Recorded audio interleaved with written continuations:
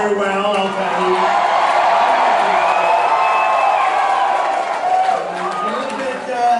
A little bit different, but you know, you're losing your jobs, that's the problem, right? The manufacturing is leaving, we're going to take care of it, hang in there, folks, we're going to stop it. It's moving to foreign countries, we're going to stop it. They're ripping us off like nobody has ever ripped off a country. Don't worry about it, hang in, folks. I'm looking at these numbers, you know, before I leave, and honestly, they're all pretty similar. Well, Bridgeport, I think maybe you're a little bit worse. Maybe change. Bridgeport, region of Connecticut. I always say, give me the stats on Bridgeport or wherever I'm going. And you know, last week we had a tremendous victory in New York. Tremendous.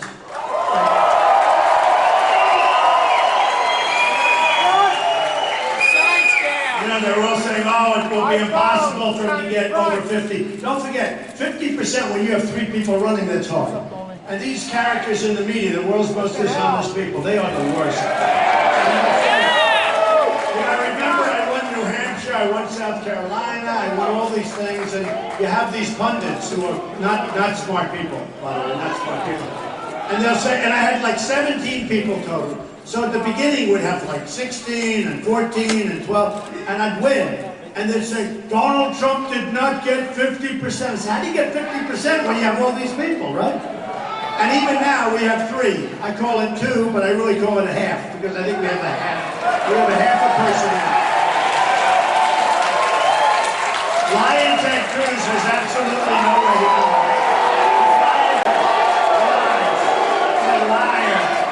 Lion Ted Cruz can't win. He's got no path. It's over, because statistically he can't win anymore. New York, you know what's nice?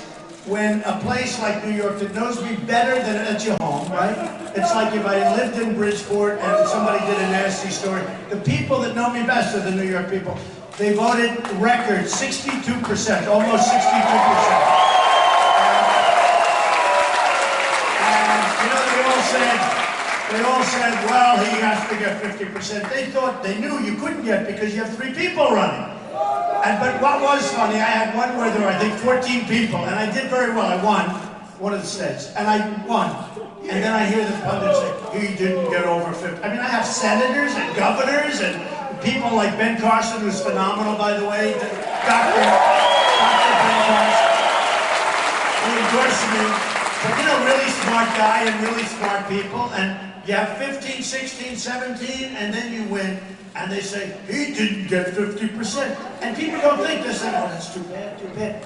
I mean, who can get 50? So now, in New York, they didn't think I was going to get 50%. We got almost 62%.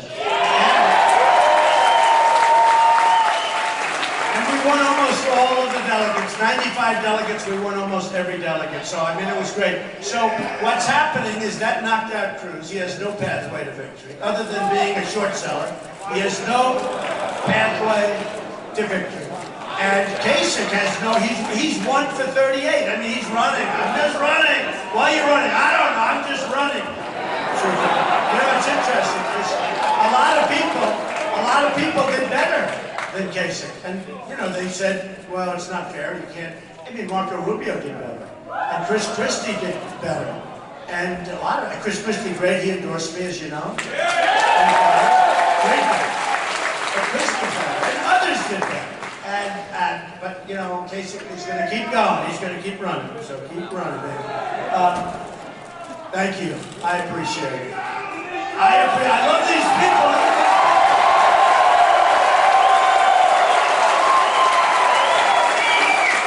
My God. I know this. I wanted to do a big job up here a long time ago. And in their great wisdom, they said, no, that would have been a good job. We would have given you a lot of jobs, but they're real geniuses. Real geniuses. They said, no. And you know what? It's sitting there dying right now like it was 20 years ago. So, but you know what's nice? You know what's nice? You know what's nice? They saved me a lot of time. But I would have done a great job.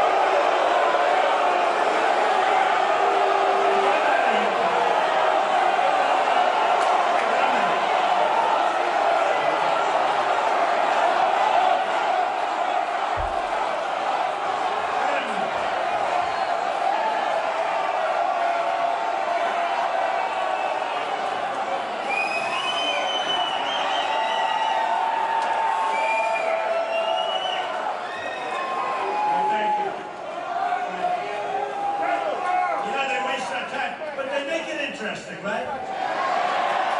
What is more fun than a Trump rally? It's not even 1 o'clock. You people could be out having fun, watching a baseball game, playing golf, playing tennis, and you're here with Trump. Isn't this better?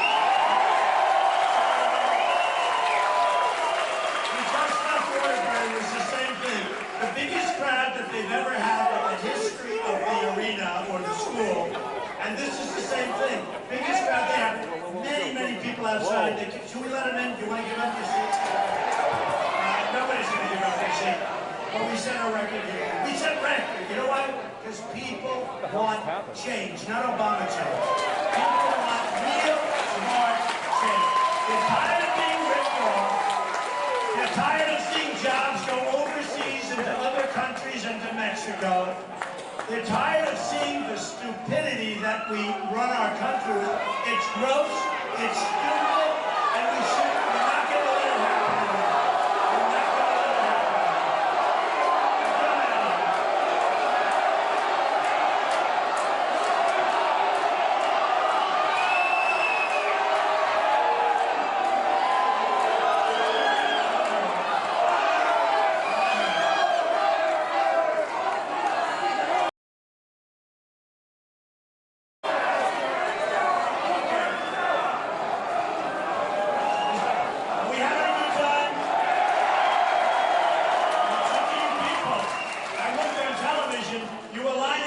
It's 7 o'clock in the morning and you're lining up.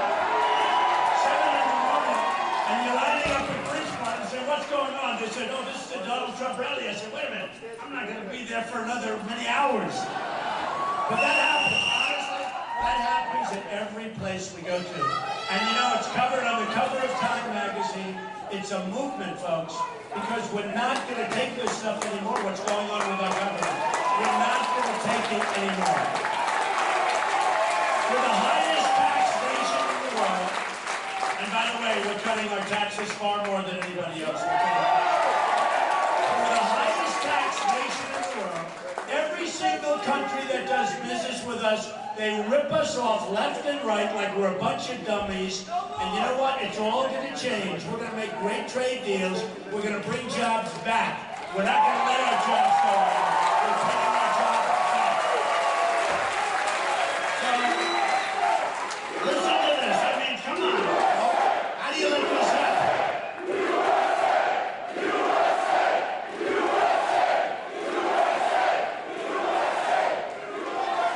So Bridgeport, the Bridgeport region, has lost.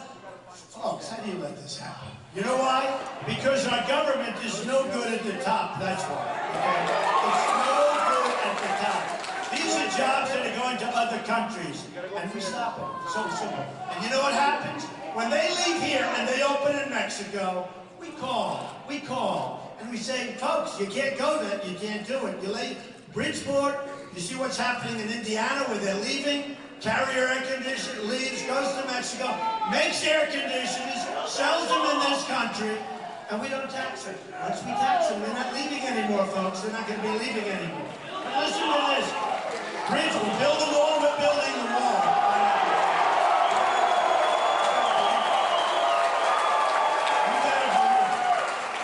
We're building the wall. We'll talk about the wall. Everyone's paying for the wall, right? By the way, 100%. We have a trade deficit with Mexico of $58 billion a year. The wall's going to cost $10 billion. We need 1,000 miles. China, 13,000 miles, built 2,000 years ago, the Great Wall of China. And you have these guys on stage with me. Donald, you really can't build a wall, can you? Can you believe this? We'll throw that sucker up. Who's in construction here? We will throw that wall up so fast your head will spin, right? You know that. And we'll have a real wall. See the ceiling height? That's a little bit low. The wall's going to be high. Which they won't, they ain't coming down very fast. They're going to say, yeah, this is up there pretty high. You see them right now, they go up, they jump down. It's a joke. Okay, but folks, how can you let this happen? How can you let this happen? The Bridgeport region's lost 60% of its manufacturing jobs since 1990. That's a lot. Can you imagine? And I would have built a great job here, and we would have had a lot of jobs. So. That's government. That's government. Abuse government. It's like politicians. All talk, no action. You'll never get it done. Believe me. Bridgeport lost more than 40% of its manufacturing jobs since 2001. When, guess what? When China joined the World Trade Organization. Listen to this. Lion Ted Cruz supports Chinese currency manipulation, devaluation, which is the biggest killer of jobs. The devaluation is how they get us. And they don't want to have that in the TPP, Trans-Pacific Partnership. You know, they talk about it like it's this wonderful thing. Let me tell you, NAFTA was a disaster. TPP is going to be worse, and we can't let it happen, folks, because that'll drain the rest of the jobs away. We can't let it happen. And if I'm president, the first day, boom, it's over. But you know, they're trying to push it too fast. You know what it is? 5,000 pages with all of these countries that are looking to do numbers on us, 5,000 pages that none of our people even read. I don't believe they read them. And these other countries, they know every word, every comma, every sentence, every paragraph. I don't even think our people read it. You know, the Obamacare is, you know, thousands of pages. They talked about it. We're going to repeal it and replace it 100%. You know, when they went through the Congress, practically nobody even read it. And it's a disaster, by the way. The premiums are going up 25, 35, 45%, 55%. It's a total disaster. It's going to die of its own weight. They should have never approved it in the last budget. You know, our last budget 3 months ago, the omnibus, they call it the omnibus, for, you know, nice name, omnibus. Should have never happened. It allows for Obamacare funding, okay? It couldn't have survived without it. You know how many times we could have killed Obamacare? All these people go to Washington, and they all type, we're going to stop Obamacare, we're going to create borders, we're going to this. Then they get to Washington, and they walk through those gorgeous buildings with their wives or their husbands, and they say, look, darling, we finally made it. And they become totally different people. You know, they get elected, not only Bridgeport, they get elected, and then they go, something happens down there. They become weak. They become ineffective, and I'll tell you what happens. The people that gave them money totally control them, and they want them to do so. I'm self-funding my campaign, folks, I'm going to tell you.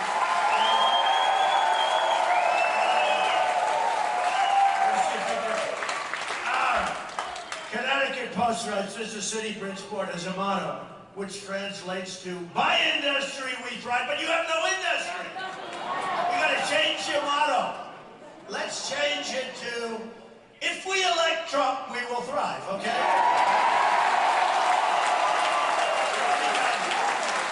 If you elect Hillary, you know who that is, Cricket Hillary Clinton.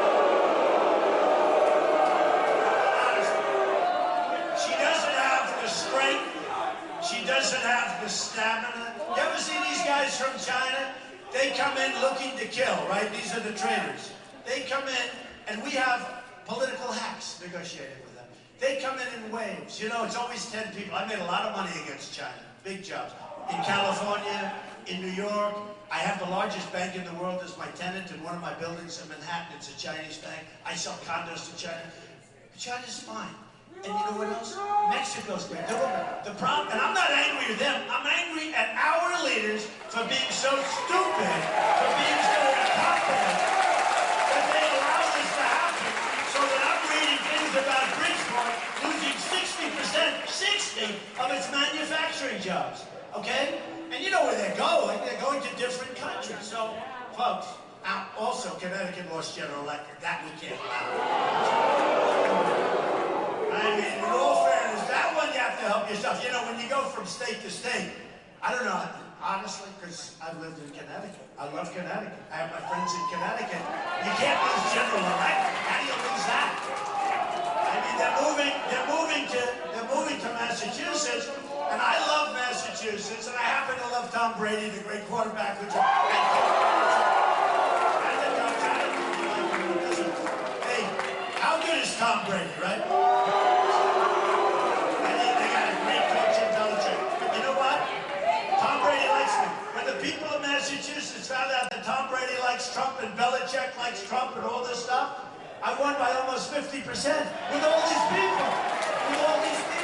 So I can't knock Massachusetts, but how the hell do you let Massachusetts take General Electric away from Connecticut? I can't do that. Now, where I can help you is I can help you when companies are moving from Connecticut to other parts of the world. That's not going to happen. Okay? There I can help you. General Electric, you should be ashamed of yourselves, but there I can help you. That's a bad one to lose. That's a bad one to lose. I hated seeing that. I mean, I thought that was sort of an amazing thing. Now, General Electric plant, yeah, they talk about that. So that's too late. Those you have to fight your own way, you know, the country, I'm going to solve that problem so fast. You know, for years our politicians have been talking about the problem where we're losing to Mexico and China and Japan and every country, India, Vietnam is a new hot one. They're taking our business. You know, it's like we're babies. It's like we're taking candy from a baby. Oh, you give me that piece of candy, right? That's the way they take our businesses. Millions and millions of jobs. Thousands upon thousands of factories. It ends. If I win, it ends. And these politicians want it. You know, if you have crooked Hillary Clinton, she's all controlled by her lobbyists. She's all controlled by her donors. Hey, I give as a businessman, I give to everybody. I know the game better than anybody, folks. But I saw what was happening to our country. Our country is going to hell. We're losing our jobs. Our military can't beat ISIS. Our vets aren't being taken care of. Obamacare is a disaster. Our Second Amendment is under siege. Educationally, we're doing horribly. By the way, we're going to end Common Core, and we're bringing our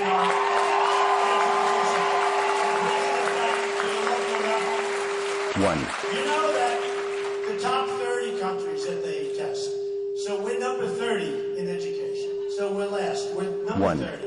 You have Norway, Denmark, Sweden, China, Japan. You have all these countries. They're the best. And we're number 30 out of 30. All right. So here's the problem. We're 30 out of 30. In terms of cost per pupil, tell me who is number 1. By so much that there is no number 2. It's not like, oh, gee, we just edged out Norway. I know in New York they're sending a group to Norway to check out their educational system because they want to find why is Norway better than New York. But they're sending a group. Hey, look, let them work, okay? Let them try. But we're number 1 in terms of cost, and we're at the bottom of the heap. You know, it's a little like me. I've spent the least in terms of running for president. That's my money, so I watch it. It's not a lot of money. It's like $40 million so far. I think it's $40 million. I've spent the least, and I'm winning by a lot, right?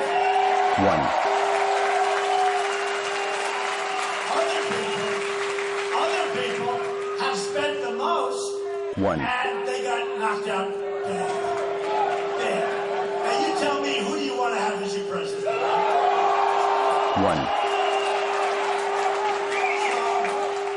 So a couple of more stats, and then I can just, otherwise, you know, I have the statistician. Statistician's a great guy. I feel so badly when I read a couple of his stats. So, let's see, factories are closing all over the place. It's a total discussion. You know. Median household income in Connecticut has declined $6,000 since 2000.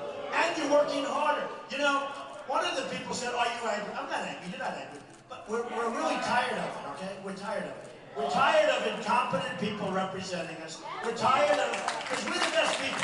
We are I go all over this country, and it's like this. Every place is totally packed, totally sold out. As many people as you had to see Waterbury before. It was the biggest crowd they've ever had. I mean, every crowd, these other guys come in, a guy like Cruz comes in, and you know, they have like 300-400 people. They're in a conference room someplace. No, it's true. A case of the same thing. They have a couple of hundred people. Within about 20 minutes, they're falling asleep. It's true. And Cruz, you know, with the rhetoric, I will.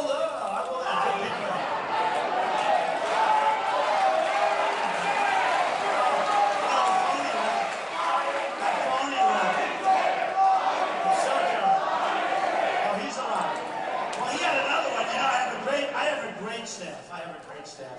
One of whom comes from Connecticut. Hope Hicks. She comes from Hope. But I have fantastic people. Paul Manafort just came on, he's great. And Corey, we all know Corey. And Hope, and many others, right? And I have all these people, and they're great people, right? Like, I mean, they're great people. And it's so unfair. So Paul goes and has a meeting with the Republicans down in Washington, no, Florida, actually Florida. They want to, they want to have a nice meeting, beautiful sunshine. They went to Florida, and they had a meeting, and he said, yes, Donald Trump knows he's really smart, and he will, be different when he's in private, which of course we are. Everybody is.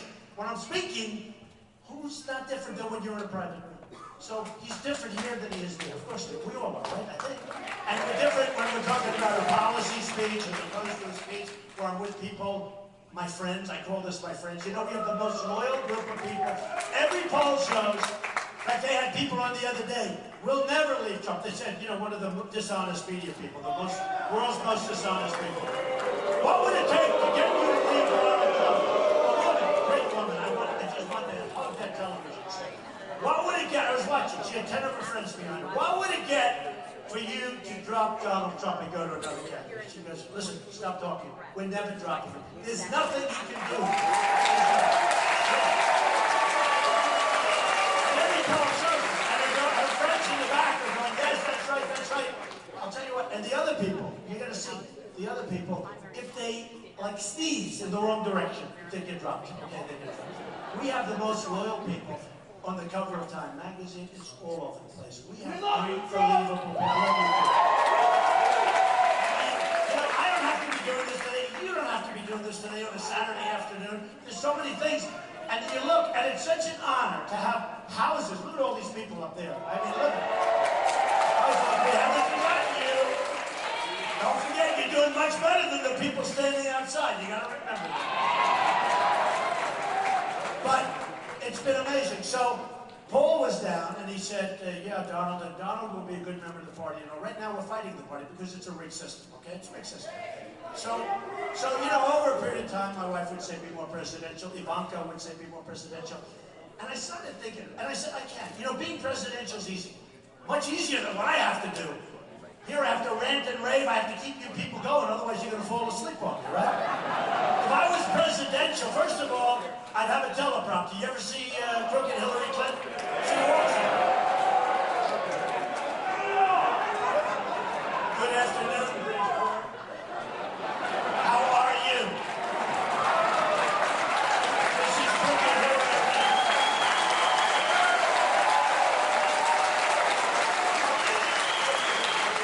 When people start yawning, leaving, the whole thing is a disaster. And she'll be a disaster as president. But here's the thing. Look, so he said, and Donald was obviously, hey, look, I'm a smart guy. I went to the best school, the best everything. I'm like, really smart. I'm so smart. I don't want to even tell people. You'll all drop me. You're saying it's no good. But we have smart people. We have the most incredible people that are following. So Paul was saying that, well, he got different. If he's in a room, he's different than if he's making a speech. Everybody is, right? So, Lion Ted Cruz, right? He said, with that horrible flourish, the hand. Don't forget with the Bible, right? He walks in, Bible held high.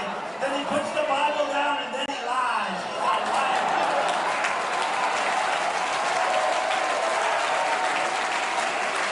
So to show you how honorable the people in the room were, they taped these conversations. They didn't tell anybody. Probably illegal. I wonder if it's legal. Maybe they have to go to jail. But they take it. Which is fine, because what he said was perfect. But he said, no, Mr. Trump can be this way, that way, he can be anything he wants. Being presidential is the easiest. Because all you do is walk up and talk and leave, and everybody falls asleep. Here's the story. So Lion Ted Cruz said, he said his own manager, who's a great guy, his own manager said that he talks this way, I don't talk this way. And then he said, and he said he won't build the wall. We're building the wall, folks. I didn't say it, and he didn't say it. The wall's not even mentioned. So he said, because, in other words, the concept is, just to show you how disgusting politics, the concept is that because of the fact that in a room I'm going to act different than when I have thousands of people in front, like anybody else, I'm saying essentially the same thing. In fact, I'm saying the same thing, but you say it in different ways. So what he did is took and said, he will change, and he won't build the wall, and he won't do this. Everything I say I'm going to do, folks, I do, okay? But to show you how dishonest it was, he actually used the expression like we said it. First of all, nobody would say that. Even if we meant it, nobody would say it, okay? But we didn't do it because I mean it totally. What I say here, and it's always got to be said in a different way, depends on your audience. You have to be different. I mean, when we have this audience, we have to be different than if we have 12 people sitting in a conference room. Unless you're Ted Cruz, he speaks the same way. I always say, he's an okay debater, but he's a terrible talker, right? Terrible. And I beat him in every single debate. Every single debate we beat Ted Cruz, Lion Ted. You know, he was supposed to be a good debater. And I said, I hear he's a good debater, right? You know, he was supposed to be like he debated in high school or college or something. But, you know, he never had a debater like me where I interrupt him every 4 words. You know, but I think his personality, I don't actually think he is a good debater. So, Drudge, the greatest guy, Drudge, Time Magazine, you know, they all rate the debates, right? Online polls, hundreds and hundreds of thousands of people call it. You know, who won? I've won every single debate, every single source, every single debate. Pretty good. I've never done it before. You know, hey folks, I've been doing this now for 10 months. It's not like, oh gee. But I've been doing it for now 9 months or 10 months. But thank you, darling. I love you too. Thank you. So, and I've loved doing it. I've loved doing it because it's going to be so much fun. First of all, the people that I meet are unbelievable people. They love this country so much that they'll be here on a Saturday afternoon in a room that's very warm, to put it mildly. The good news is you speak. I just spoke in a room that was so hot. It was like a steam room. It was like a steam room. You speak, it's exercise, and it's like you lose 10 pounds. You say, I wonder why I lost weight. But we're going to do such a good job, and you have to remember, you're going to remember this afternoon, but you have to remember, on Tuesday, you have to get out of here. Now, none of the other candidates are even coming, you know, very little, to Connecticut. And I'm coming a lot to Connecticut. I don't take anything. We can't take anything for granted. I know the poll numbers are good. You have to forget the poll numbers. Because a lot of times people say, oh, Trump's going to win. I love Trump. He's going to win, but I don't have to vote.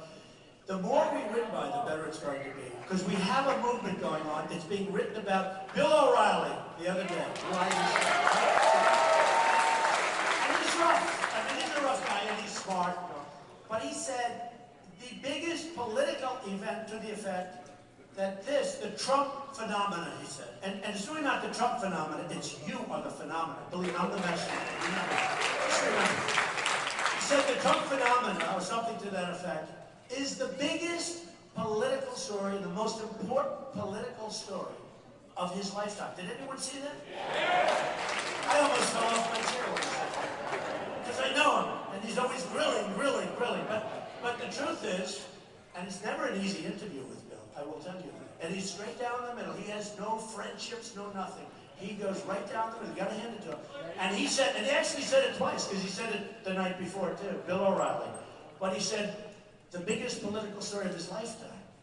And he mentioned in that is the assassination of John F. Kennedy, you know, which of course to me is, you know, I think a big and horrible event. And we've had some horrible events and some very big events. So for him to say that was a very big statement. And what he's saying is all over. When I go to Alabama, we have 35,000 people. Our crowds are much bigger than Bernie, by the way. And Bernie's over now. But you know, but Bernie did make a couple of statements. Should I read the statements? Because we're going to forget about Bernie. You know, in about a month, you're going to say, who's Bernie? Who the hell is he? Unless Hillary gets indicted, in which case Bernie will. I think Bernie's holding it. But Bernie said that she's not qualified to be president. That's a big statement. And then he pulled it back a little bit, because that's a tough statement. You know, why? I mean, she's been a senator. But I'll tell you where he was right. And they're not happy with what Bernie said. He said she suffers from bad judgment. She does have bad judgment. She wanted to go into the war in Iraq. I was against it, by the way. and Bernie was against it. But she wanted to go into the war in Iraq, and I said it's going to absolutely, you're going to destabilize the Middle East if you do that. And it was a disaster, and I was right. You know, they talk about Trump and stuff. Trump's going to have a fast trigger, but I won't have a fast. I'm probably going to have the slowest trigger of anybody, but nobody's going to mess with me because they know I'm here. We're going to build our military bigger and better and stronger than ever before. And we're going to take care of our vets who have been absolutely mistreated. And by the way, we're going to respect our police officers because our police have not been given the credit they deserve. Our police have not been given the credit they deserve. They do an unbelievable job, folks, okay? You know, they have one incident that was a mistake or you had a problem with somebody. Out of millions of people, and they'll put that incident on television for weeks and weeks and weeks, okay? Our police are amazing people.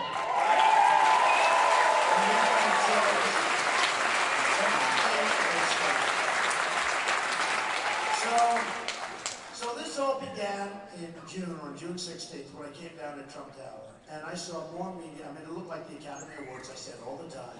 It looked like the Academy Awards. And it's not something I wanted to do. I love, you know, I built this great company. I have a nice life. I have a wonderful family. Now my family's involved in this. They're all excited. Eric and Don and Ivanka and Tiffany and all of them. Barron's a little young right now, yes. But even Barron likes it. And Melania, they're all involved and they love it. And they love it because they know we can we're going to make America great again, folks. Just like that. When I came down that escalator, really for me, it was about trade deals, and it was about borders, and it was, you know, just so many things happening. Trade is so easy. It's not like right in my wheelhouse, because I know whether it's Bridgeport or Albany, where I was last week, Syracuse, Poughkeepsie, Bethpage, Long Island, Outer Long Island, Suffolk County, all places I love, right?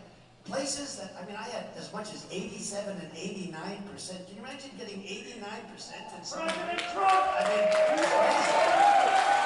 And what is nice, I will say this about New York, to have an overwhelming victory like that, where it was far greater than even, they knew I was going to win, but it was far greater. From the people that really know you the best, okay? They know me. They know the good, the bad, the ugly. They know Donald Trump. I grew up there. And I've been in so much papers and so much was written about me, some correct and some, you know, dishonest. But the people of New York really know me. So to have that kind of a victory is great. And it really shows a lot to Pennsylvania and Maryland and Rhode Island and Delaware and yourselves, where, I mean, Connecticut honestly knows me. Pennsylvania knows me because I went to school there. I mean, I went to school in Pennsylvania. It's a great place, great state. But they all have the same problems. I mean, we have problems where our jobs are being decimated. 6 million jobs have been taken out of our country, like so easily. And we have politicians that have been working on this problem for 5 years. They don't know what to do. And what we're going to do, let's say we have a company in Bridgeport, goes to Mexico. Great, we'll call them. Enjoy Bridgeport, because you bet you're coming back. And what happens is this. And ideally, you want to see these companies before they leave. Nobody talks. I don't think anybody talks to them. When companies leave, I don't think people talk to them. If I were doing it, I'd say, here's what it is. But the governors, in all fairness, they need help from the federal government. And we have to impose a major tax on these companies. When they leave, they go to Mexico, like Carrier Air Conditioning. They go to Mexico, and they think they're going to sell air conditioners back into our country. No tax, you know, free trade. Free trade, I believe in it 100%, but not when you have stupid people negotiating the deals and running it. Because we don't have any country. We don't have free trade. So I'm a free trader. But free trade means, you know, if you look at Mexico, their people are sharp, their leaders are sharper, they're smarter. What they're doing, they're killing us on the border, but that won't happen. Now, even beyond the wall, the patrol, if you look at the Border Patrol, they gave us last week, you probably saw, the first time in the history of the Border Patrol, 16,500 men and women endorsed Donald Trump. They've never done it before. They're incredible people. And they can do the job. Sheriff Joe Arpaio of Arizona endorsed Everybody wanted his support. He endorsed Donald Trump. So we're going to have a strong border. We're going to have the war. We have to stop the drugs. You know, when I won New Hampshire, I go around and I see the people of New Hampshire who are great people. That was my first victory, so I loved New Hampshire. From day one, I just loved it. And you see these beautiful valleys and lakes and little roads riding through. It was just beautiful. The people are incredible. And I go into a meeting and I'd say, so what's the big problem? They'd say heroin. I'd say, what? Heroin? It just, right? It didn't mesh with these beautiful trees and, you know, heroin. And then you go to other places, come here, it's the same thing. I mean, I know all about Bridgeport for years. But you look, and it's coming in through the southern border. And I told the people of New Hampshire that if I win, we're going to end that problem. And you know the biggest problem, you know, in Singapore, tough stuff. Singapore is so tough on drug dealers. I mean, this country could never do it. I don't want to have to tell you. What do they do in Singapore? He said they hang them. Yeah! You would never approve that. Singapore is so tough on drug deals, and people buy drugs, but Singapore is so tough, they don't have a problem. They don't have a problem. There's no games, okay? They don't have a problem. With us, you get caught once, twice, like 8 times, and then they start getting a little bit tougher. So you can't solve problems like that. But I told the people of New Hampshire, then I told South Carolina, I won South Carolina. That was supposed to be a stronghold for Ted Cruz. There's only one problem, I won in a landslide. And I won with the evangelicals because evangelicals don't like liars, and he's a liar. So I won with the evangelicals, and I won it in a landslide. And I won Louisiana, and that's when I realized the system's rigged. Because I won Louisiana, and I said, oh, I wasn't supposed to win Louisiana. I was behind, and I was not supposed to win. That was supposed to be a Ted Cruz. And remember, there are also other people. There are other people. And yet I'm doing so great. And now I'm getting over 50% with all these people. Now we're down to 3, finally. Remember, when they say Trump doesn't get over 50%, I was having 12 and 14 and 15. I watched this guy, Karl Rove. They asked him the other night. He still thinks Romney won. Romney won. This guy, he was on last night, and he was trying to explain how the fact that I won New York in one of the greatest landslides anyone's ever seen, far greater, that it wasn't really that good. It wasn't. And even I won't say who it was, but even he was like, really? The hatred, the level of hatred by the establishment of us is so incredible, okay? It's so totally incredible. So, what? They're scared of change! No, we're going to change that, buddy. We're going to change it. We're going to change it. But when you watch these guys, and they were talking about the 50%, and he said again, 50%, but this time, at 61 or 62%, you can't say that anymore. So he came up with another narrative. But when you watch him struggling, he's all nervous and all crazy because there's nothing he can say. It was one of the biggest, even people that hate me said that was a massive victory, right? And he's working so hard that, no, well, it doesn't mean that much. You know, it's only New York. It doesn't mean that much. And you see, look, folks, the system's rigged. So what happens is, Louisiana was Ted Cruz. Ted Cruz was going to win the South. He was going to win all of the South. There's only one problem. I won the South. I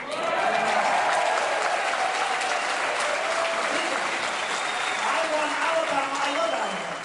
And I said before, if I don't win in Connecticut, I'm moving to Alabama because I'll tell you, they treated me good. Remember. But I won the South. I won Alabama. I won Arkansas. We won places. We won Kentucky. We won so many places. Florida was one of the greats. We won in a landslide, right? And I won Massachusetts. I won Alabama, Massachusetts. That's pretty different, okay? But we have all these victories. And I said to people, the system, I really found out about the rigged system in Louisiana because I was behind. I wasn't supposed to win. I was told, don't go there. And then a poll came out that I was 7 or 8 points behind. I said, hey, let's give it a shot. So I went down there a couple of times. And the final night, it was a Friday night, and I made a speech. And we had an airplane hangar that was massive, like for Boeing 747s. It was massive. And we said, I'm coming to make a speech the night before the election. That election took place, I believe, on a Saturday. And I made a speech, and the people were unbelievable. And it was like a love fest, like this is. It was like a love fest, okay? And the people in this country country are amazing. That's why they're calling it a movement on the cover of Time magazine. It's a movement. And by the way, they say it's a movement like we've never had in the history of our country. It's true. Millions of people. So I'm in Louisiana, and I'm making this speech, and it was unbelievable. And I left. And the next day they had the election, and I won. Pretty easily. I won. And it was an upset. And again, I wasn't supposed to win. He was supposed to win, and it was an upset. And I said, fine. Now, a couple of weeks later, they're adding up different things, and they're showing how well we're doing, because we're winning a lot of states. And mostly, mostly. And then I see Louisiana, I said, oh, you made a mistake here. They said, why? No, we didn't make a mistake. No, you made a mistake. I won the state easily, and you have this guy Cruz having more delegates. Oh. You're lying to me. I won it. I won Louisiana. And you have Cruz over here with more. That can't be possible. How do you win it? And you don't get as many delegates. No, I'll tell you how you do it. It's a rigged system.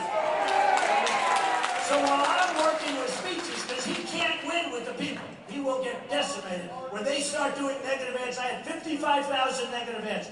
Kasich had one. When they start, if they put one ad on Kasich, one ad, it's going to be point. But what happens? I say, so how does this happen? And then all of a sudden I realize, I've only been doing this stuff for like 9-10 months. All of a sudden I realize this is a rigged deal. Because how can you win a state and get less delegates, right? So we started focusing. And watch how the delegates in Pennsylvania love us, okay? But it's still a bad system. Because when you win with the popular vote, and when you win states by a lot with the popular vote, you win that state.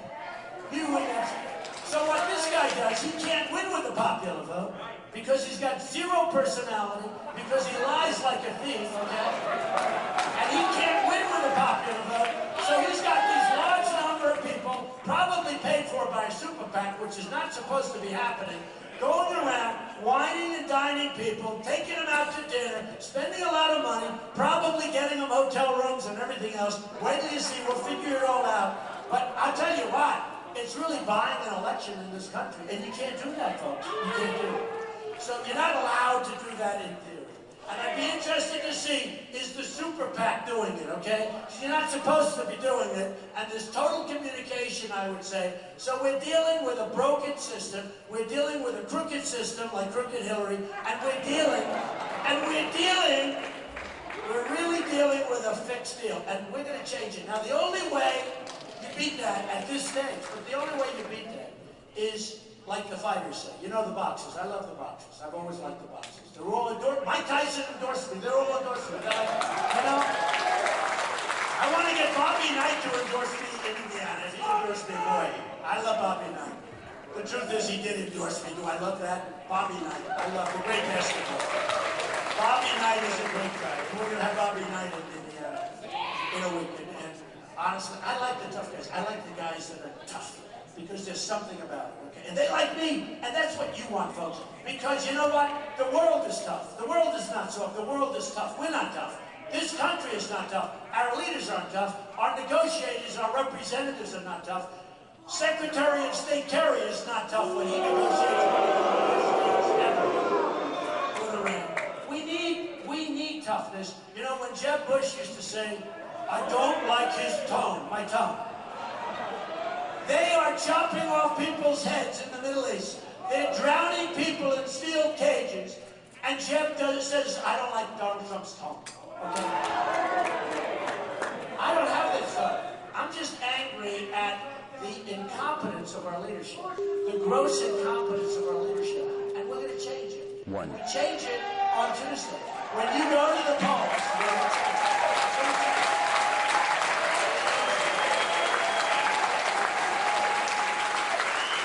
Hillary Clinton said the same thing. She said, his tone, they used the same word. It's very harsh. Well, I think she's very harsh. But his tone, she said, he's very harsh. I mean, here it is. Think of it. We're being ripped off by China. We're going to have a trade deficit of $505 billion with China. We're going to have a trade deficit with Mexico of $58 billion a year. We have trade deficits of Japan and everybody. I mean, almost everybody. Almost everybody. Are you okay? No, I can't take it. I mean, it's hard to take. Don't forget, make America America Great Again is a positive.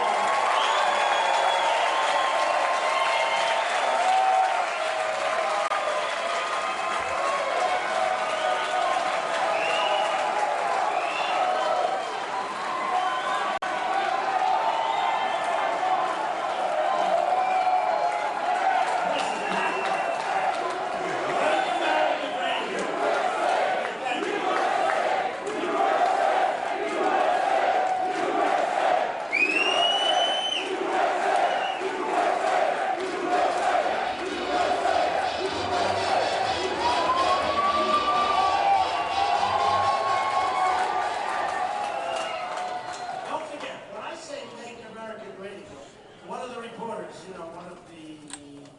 one of the most dishonest, but he said to me a little while ago, said, well, that's not a very positive message. It's actually a very positive, because if I didn't say that, it would mean there's no hope. We have tremendous hope. We have tremendous hope. We're going to make our country so strong again. So here's what we're going to do. Listen. This has been a great afternoon. This has been a great afternoon. You're going to go on Tuesday is so important, and you're going to get all your friends and go and vote. And that's when you're going to look back. And I say this all the time, and I mean it. I will do such a great job for you. You will love your president, but more importantly, you'll be proud of your country.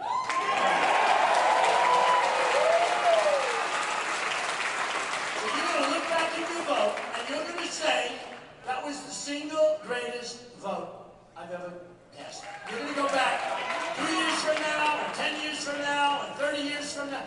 You're going to say the greatest vote I ever cast was that Tuesday. I watched Donald Trump. I then went to cast that Tuesday when I went to cast my vote, because that's when our country started winning again and being great again. And I can only promise you this. We're going to start winning again with our military. We're going to build it up, make it great. We're going to knock out ISIS, got to do it. And hopefully never have to use it again. But we're going to have a strong military. We're going to take care of our vets as part of it. We've got to take care of it. We're going to straighten out our education. We're going to straighten out Obamacare. We're going to repeal it and replace it. It's going to be done. Obamacare is going to be done. It's going to be replaced with something that is absolutely terrific, and you have so many options. That's the sad part. There were so many options, and they didn't choose any. They went with this horrible system that's totally underwater now, a disaster. So we're going to get rid of it. So you're going to win with health care. You're going to win with the Second Amendment, which we're going to cherish. You're going to win at every level of government. You're going to win at the borders. We're going to have strong, powerful, beautiful borders, and people are going to come into our country, but they're going to come in legally, and we will build the wall, but people will come in, and they're going to come in legally. And we're going to win with trade. We're going to make great trade deals, and we're not going to let our businesses be ripped out of our states and ripped out of this country anymore. We're